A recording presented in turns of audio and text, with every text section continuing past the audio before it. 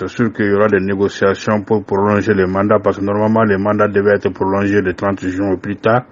Et donc, ce ne sera pas du jour, ça ne se fera pas du jour au lendemain, même si ce retrait est acté. Ça va s'échelonner sur au moins 2 à 3 ans. Et sur le plan sécuritaire, je pense qu'il n'y a pas assez d'incidence parce que la contribution de l'aménagement à la sécurisation du Mali est infime. C'est d'ailleurs l'une des raisons évoquées par le gouvernement, et parce que pour les autorités maliennes, le mandat n'est plus adapté au contexte sécuritaire du Mali, qui est marqué par surtout la lutte contre le terrorisme, alors que l'aménagement est conçu comme une force d'interposition. Et donc, ce qui ne reflète plus la situation du Mali, parce que ce n'est plus une rébellion, ce n'est plus l'interposition entre un gouvernement et une rébellion, mais c'est la lutte vraiment acharnée contre des groupes terroristes. Donc sur le plan sécuritaire, ça ne va pas changer grand-chose, ça ne va pas créer des problèmes. C'est surtout au niveau peut-être des autres aspects, parce que l'aménagement, c'est pas l'aspect sécuritaire, c'est les grands projets qui sont réalisés à partir du fonds fiduciaire. L'aménagement a organisé beaucoup de formations au service des forces de sécurité, de la justice, par rapport aux droits de l'homme, finance des projets de développement, notamment dans les régions du Nord.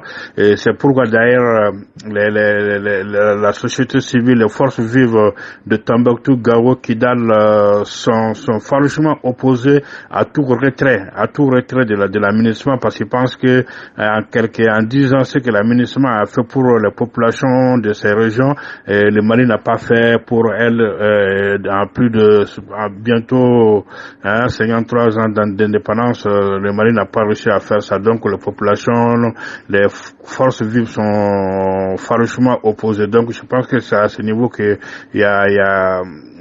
ça va poser des problèmes. On sait que par exemple Gao, le retrait de la force Barkhane a posé des problèmes à Gao, parce que beaucoup de jeunes étaient employés par cette force française directement ou indirectement. Ils avaient des emplois par rapport à la présence de Barkhane. Quand Barkhane est parti, ils se sont retrouvés au chômage, et sans compter l'impact aussi sur l'économie locale. Voilà.